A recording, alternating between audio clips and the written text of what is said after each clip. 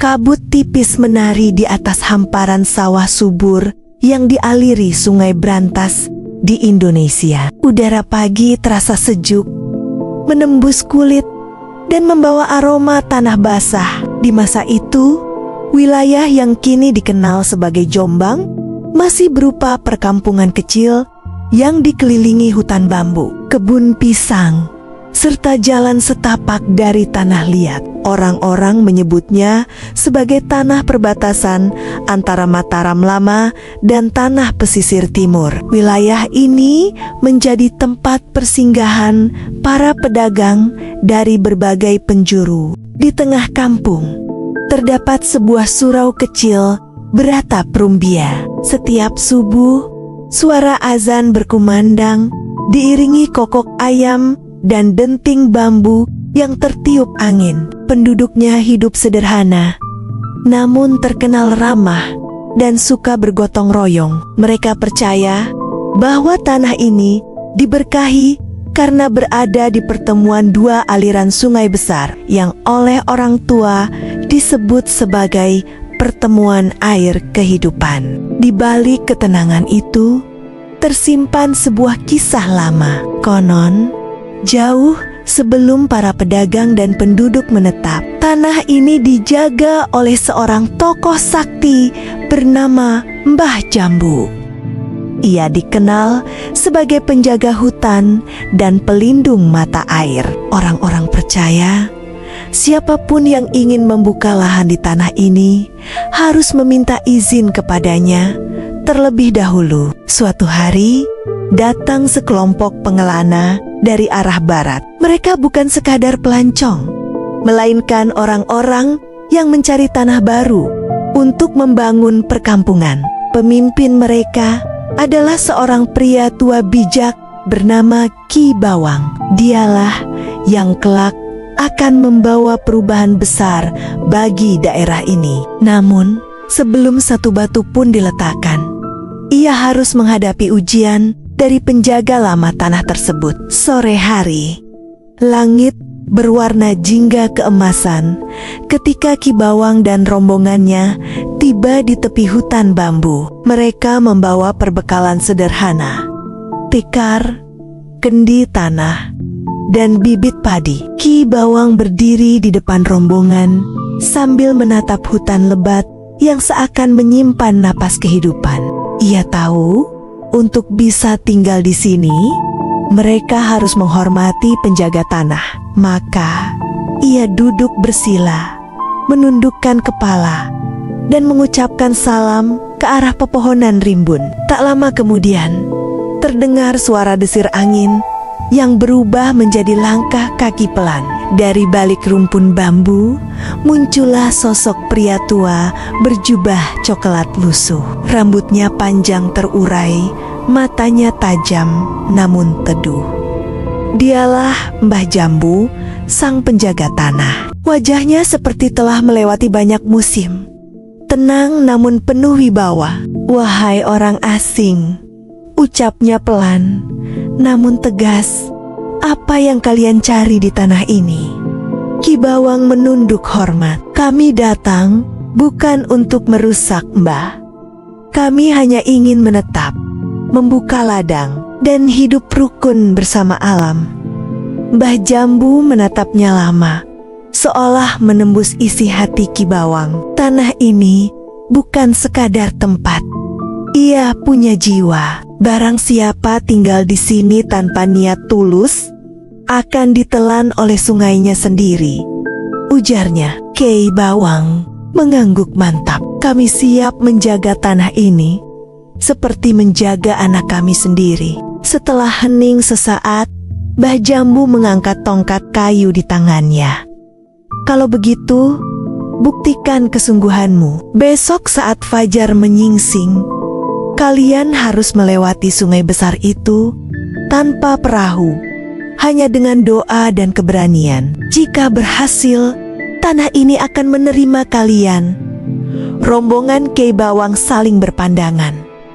Mereka tahu, ujian ini bukan ujian biasa. Fajar menyingsing perlahan. Kabut putih menggantung di atas aliran sungai berantas yang tenang namun dalam. Airnya berkilau diterpa cahaya matahari pagi. Di tepi sungai, Ki Bawang berdiri bersama rombongannya. Angin pagi membawa suara jangkrik yang perlahan memudar, seolah alam pun ikut menyaksikan ujian sakral itu. Mbah Jambu muncul dari arah hutan dengan langkah tenang. Tongkat kayu di tangannya diketuk ke tanah, menimbulkan suara berat yang bergema. "Ingat," katanya, "sungai ini akan menguji hati kalian. Siapa yang hatinya ragu akan ditarik arus ke dasar."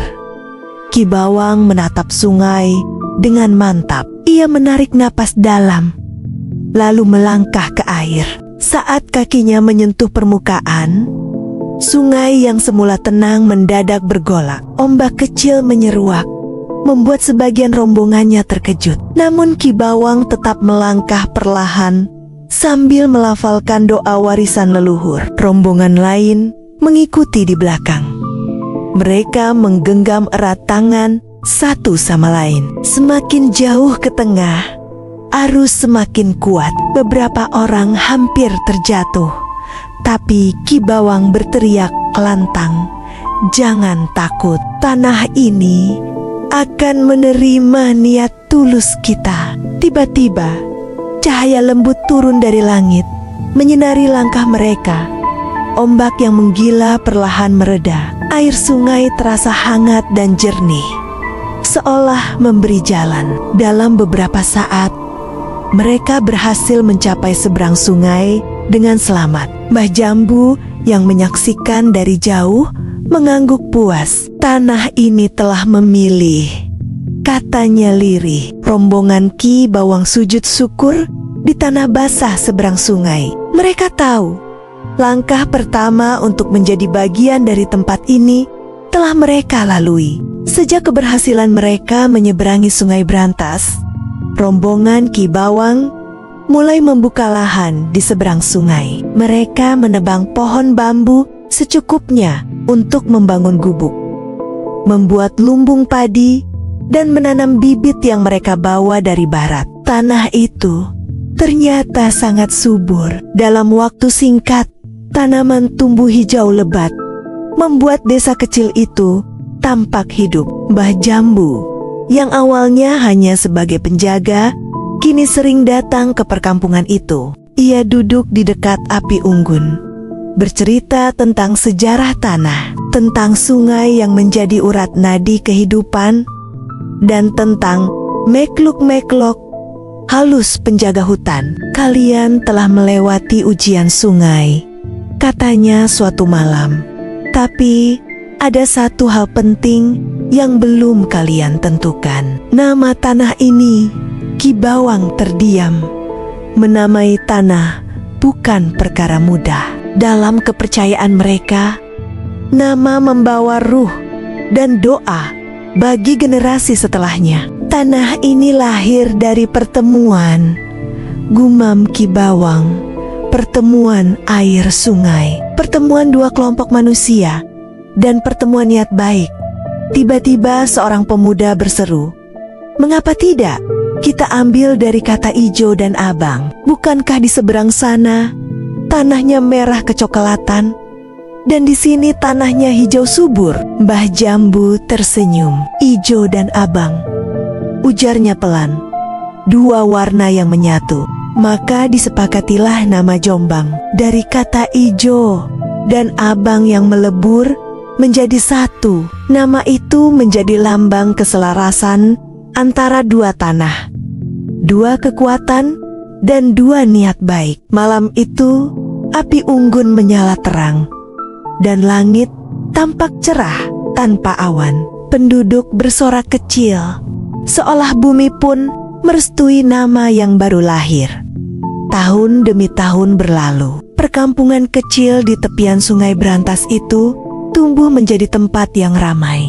Lumbung padi makin penuh, sawah menghampar hijau sepanjang mata memandang, dan pasar kecil mulai terbentuk di bawah pohon beringin besar. Orang-orang dari wilayah sekitarnya datang untuk berdagang, bertukar hasil bumi, dan mencari tempat tinggal. Ki Bawang yang dahulu hanya pemimpin rombongan, kini dikenal sebagai sesepuh kampung, dihormati karena kebijaksanaannya. Mbah Jambu, penjaga tanah, menjadi penasehat rohani. Ia mengajarkan pentingnya menjaga keseimbangan antara manusia dan alam. Jangan serakah, pesannya, karena tanah hanya akan subur bagi orang yang menghormatinya.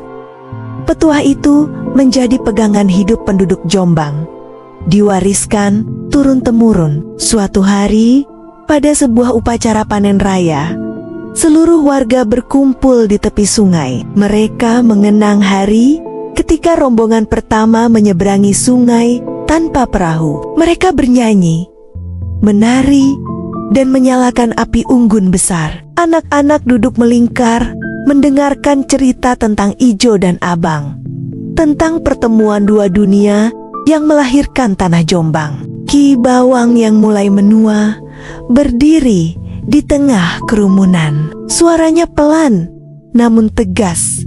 Ingatlah, nama Jombang bukan sekadar sebutan. Ia adalah janji untuk selalu menjaga persatuan dan kesuburan tanah ini. Penduduk bersorak, meneriakkan nama Jombang dengan bangga. Malam itu, bintang bersinar terang, sungai berkilau seperti kaca, dan hutan bambu berdesir pelan, seolah seluruh alam ikut merayakan janji itu. Sejak saat itulah, kisah asal-usul Jombang menjadi legenda. Sebuah cerita tentang keberanian, kebijaksanaan, dan keselarasan yang hidup di hati masyarakat hingga kini.